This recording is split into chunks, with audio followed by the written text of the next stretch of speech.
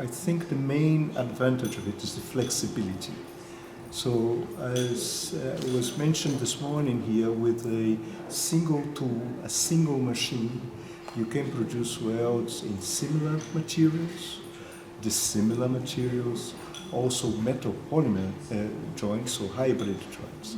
This type of flexibility you do not have with any other spot welding process. The mechanical fastening processes, they offer you probably this possibility. They are more expensive. They add weight to the structure. So this is the main advantage of the friction spot welding. Please do not misunderstand me. I'm not saying that the technology is perfect. There is nothing perfect in life. So there's, of course, challenges in terms of tool design and so on. But the development of the technology as we see it today shows that the advantages are much higher than the disadvantages of the technology. And flexibility, so having one tool, one system for all types of joints in an automotive structure, this is unbeatable.